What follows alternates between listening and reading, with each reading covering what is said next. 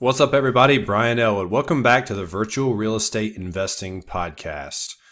So I'm trying out something new right now. If you're not watching this on YouTube, then you can't see it. But if you are, you notice me wearing glasses, but not just any glasses. Glasses with weird looking yellow lenses. And some of you may know what these are. They're called gamma ray glasses or something like that. And they're supposed to block out blue light that comes from screens, the screens that we look at all the time, like TVs and computers and cell phones. And I've been using them for 2 or 3 weeks now. And at first, I really didn't notice a huge difference. But then a couple times I would sit down and start to work on my computer without the glasses on. And I noticed that the screen really kind of bothered my eyes. So I'd reach for the glasses, put them back on, and it's a lot more mellow. Things do look slightly yellow through these lenses, but I kind of have a theory that these are really essential for protecting your eyes if you look at screens all the time. And I got these on Amazon for only $8 or $10. They have expensive ones, but I found these for cheap. And there was probably thousands of really good reviews on there, people saying that they really reduce their eye strain, their eyes are no longer red or watery, and all this stuff from people that work at computers all day. So pretty cool, and I kind of think that the future of us, since we're not going to stop looking at screens, right? So we're either going to have to start wearing something that protects our eyes, or they might start making computer monitors that actually don't emit those damaging blue waves or whatever they're called, which I think will be a pretty smart business idea. If you want that one, you can go ahead and run with it because I'm too busy. So anyways, guys, I wanted to make an episode today to talk about a question that I get from time to time from different people that might run across some of my content or whatever.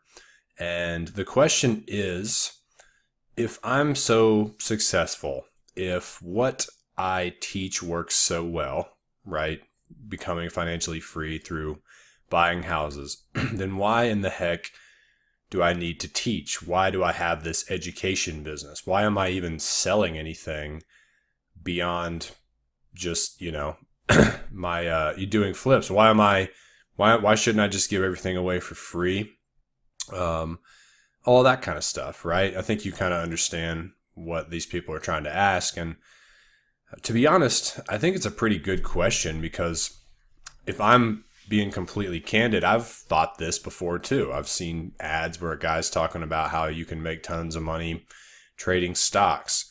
I remember I went to a stock trading conference one time before I got into real estate. These guys are up there teaching, and I'm sitting there thinking, like, how much money are these guys making teaching this stuff? Because they make it seem like they're making so much money doing it. Why would they even need to teach it? Okay, I literally remember thinking this exact same thing that people are now asking me. So I want to address this not only for myself, but for a lot of the other people who are out there educating, because I think that their answers would be pretty similar to mine. First of all, some people will say, call me a guru, and they use that term guru. Why are you a guru? Well, the answer to that is I'm not, and I can't stand the word guru, so please don't ever call me that. The word guru to me sounds like some dude who thinks he's a badass and better than everyone, and he's like up on the top of a mountain looking down on all of his minions and, like crap like that. That's not me, and that's not a lot of other people in this education space. All we are is someone who has done whatever it is you're trying to do first. It doesn't matter. Maybe it just happened in our lives that we got to it first. Maybe we are older than you or something. So we've gone down the path that you're trying to go down, and we've decided to turn around and share our experience. Here's what it was like for me. Here's a lot of the pitfalls I ran into, etc., so that it would make it easier for you, and you won't have to, run into a lot of the same problems that we have. But let's address the big question. If I'm doing so great flipping houses, buying rentals, why would I teach? It's a a good question. So when I first got into real estate, all I did care about was doing as many deals as possible, making as much money as possible. I grew my business as big as I could possibly grow it. We had 10 employees doing over 100 deals a year. It was pretty nuts. I was the CEO of that whole operation, and just my whole week was spent managing people and all this stuff. And it was a great experience having a company that big. My company's not currently that big, but it was a great experience having a company that big and doing all that. And it was satisfying for a while. It was, I had made the most money I'd ever made in my life coming out of the corporate world. It's easy to beat that. But it got to a point, honestly, where it didn't feel like I just wasn't sure why. I just wanted to keep doing more deals. There's a point, I guess, to take another step back, is like personal development and growth is one of my most deeply held core values. I'm really always trying to grow as a person, take it to the next level, beat my past results and all this stuff. And for some reason, just doing more deals, buying more houses it didn't really feel like I was growing because I already knew how to do it. So it's just I just got to a point where I was going through the motions. And I came across a quote. I wish I had it in front of me, by Russell Brunson. I think he stole it from somebody else, but he was talking about how as you go down the path as an entrepreneur, for a while you're just focused on yourself, and you're trying to grow yourself, and you're consuming all these books and all these podcasts, and you're taking action, and you're getting results for yourself, and it works for a while. But then you plateau, and what you were previously doing doesn't really feel like you're pushing yourself or growing. And he said that the only way to continue to grow and to break past that plateau and re-stimulate growth is to then turn around to all the other folks who are coming in behind you and with the same desire that you had, and teaching them how to do whatever it is you did. And then as soon as you do that, you start to grow as a person a lot more, because there's billions of people in the world that you could help. You can only help yourself so much, right? There's only so much that one man or woman needs, but other people need so much help that there's so much more room to do there than working on yourself. You look at a guy like Tony Robbins or something, you think about all the people he's helped in his life. Imagine if he had never decided to help other people. Imagine if he was still reading every personal development book and just hiding inside of his house and screaming affirmations into the mirror to himself. He would just be a nut job, right? But because he decided to commit his life to helping other people, he was personally able to continue to grow to greater and greater levels. Another analogy you could look at is being a parent, right? So when let's say, you get out of high school, you go to college, you graduate, you get a job, maybe you become about 30 years old or so. And at that point, you've gone through a lot of personal development lessons, everything from being a kid to a teenager right? And we all understand what that's like. But there becomes a point where you can't really continue to grow just focusing on yourself. And then what's it time to do? It's time to have some kids. And then as soon as you have kids, the focus gets off of you and it's pointed towards these little human beings, and you have to help them grow into the world and experience everything you did. And as a result of that, you start to grow. Now, I don't have kids yet, but literally every friend of mine who has kids that I've talked to says that was really their biggest opportunity for personal development. And they've really grown so much more ever since they've had a kid. And I can say, even in just a short year, I've been a coach and an educator, just being on calls with clients, and we're sorting through really tough issues and mindset issues and all this stuff. It's been really challenging, but I really feel like it's pushing me, and I really feel fulfilled and satisfied by what I do now that I'm helping other people. So I do still have a business. I do still flip houses. I do still buy rentals. I'm probably doing a couple flips at a time and buying a rental every 1 or 2 months or so. But I've scaled down a lot from how big that was, because that wasn't really fulfilling me, just growing that to the moon. I really feel like I've kind of crossed the finish line. I have enough rentals that they pay my bills. And so now I really want to show other people what I did. I don't like the fact that all of my best friends are at work from 9 to 5 Monday through Friday, and I have to wait till Saturday to hang out with them, you know? So it's like created a problem that in the world that I want to solve. And so another thing that I should probably address is that, you know, why do I charge for it? You know, the only answer I have for that is, well, there's actually two. One is that I want to. Just because I have enough rentals to pay my bills doesn't mean I don't want more things, nicer things. I want a cabin in the mountains out in Colorado. I want a big new nice house here in Denver. Those are some goals that I have that I can't hit yet. I still need to do better.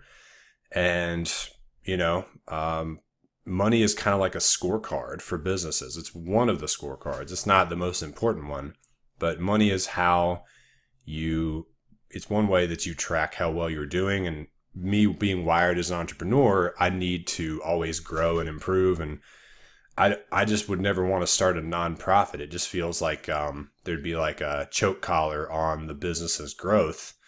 And so for one reason is I want to make money. You know, I want to build a business just like any other business where we start out small and we scale and we grow our revenue and add team members, and, you know, and that's how you can actually serve more people. And sure, you can make a lot of money as an educator, but you can also genuinely help people.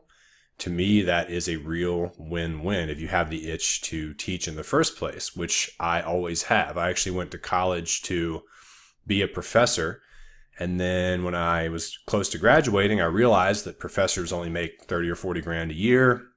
And even worse, they're forced to teach curriculums that the school comes up with. I couldn't teach real estate investing or, you know, lifestyle design and this kind of cool stuff in a college. So I had to essentially create my own way to teach it on my own. So yeah, guys, not really sure what else there is to say. You know, I will say that as far as the charging thing goes, first of all, there are tons and tons of free content. One way that you know that an educator is not a scammer is that they're publishing loads and loads of free content out there for you to consume. And they're not charging anything for it. And no one's forcing you to ever go into their paid stuff. You can just listen to their podcasts, read their blog, watch their YouTube channel, download their free ebooks and reports and things like that. And there's actually most of what you really need inside of those things. Yes, you do get more detailed training. You get access to the educator themselves if you pay, but it's never necessary. If you are someone who you get sick at the idea of like paying one of these educators like me for education, just don't do it. The way I got started is I just found a local mentor in Nashville, and he didn't, you know, charge me anything. I bought him some beers and stuff, but he, you know, essentially taught me the ropes because he wanted to help other people. And you can find people like that in any market. Just go to your local RIA meeting, find a local mentor. It'll still save you tons and tons of mistakes, but you won't have to pay anything for it. Maybe you could, you know, joint venture on a couple deals with that person to repay them. You should, but you don't have to. The last thing I'll say is that there is a benefit to the client to charge money for what we do as an educator. I've always heard this, you know, because I studied from all the best educators before I started this. And then in my own, you know, short experience, I've seen this, is that when people open their wallet for something, even if it's, you know, relatively small amount of money, they take it way more seriously. Anytime you pay for something, it's like you have skin in the game now. I paid a few $1,000s for a really nice mountain bike not too long ago, because there's tons of cool bike parks and stuff out here in Colorado. And it's the winter time, and I'm riding that bike all the time because I want to get my money's worth, right? If somebody gave me the bike for free, it'd probably just be in the garage collecting dust.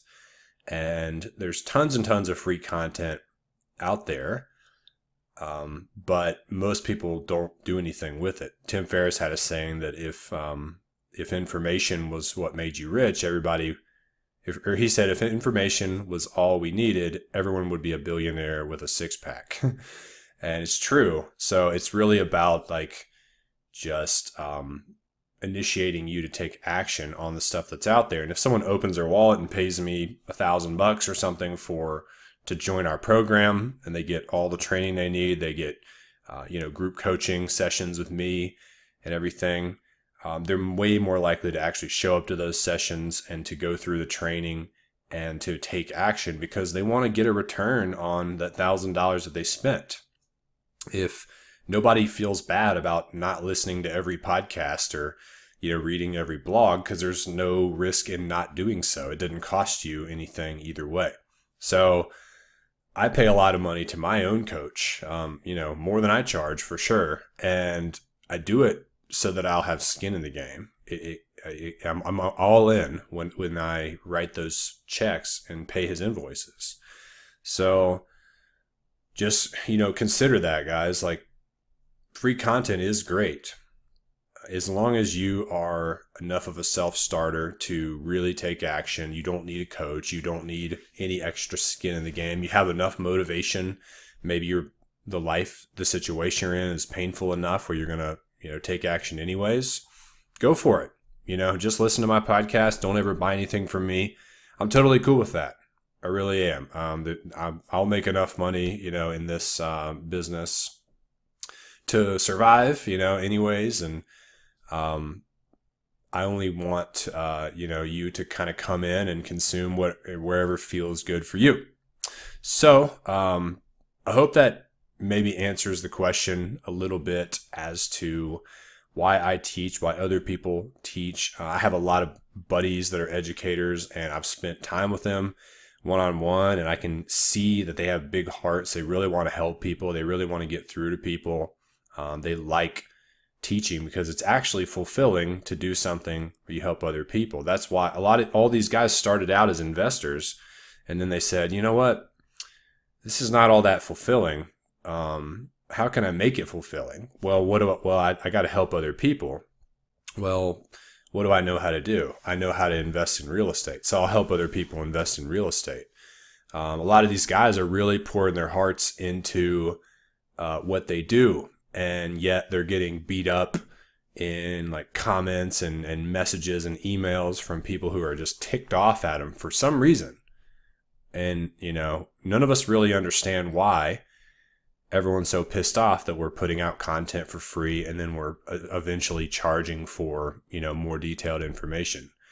Nobody has to buy it. Like I said, everything out there that you could ever need is already out there, and it's already there for free. And if you can't get it for free, you can get it from a local mentor in your own market. And that mentor is going to be able to teach you way more about your own market than I ever could, because I only know what my market is, right? So there's a path to get to where you're trying to go. Either way, just know that. Free, paid, whatever. As long as you've got the gumption to put your nose to the grindstone and to power through all the obstacles, you can totally do this either way. So I hope that helps, guys. If you have any feedback on that or questions, comments, shoot me an email, brian@brianelwood.net, and I will see you guys on the next one. Peace.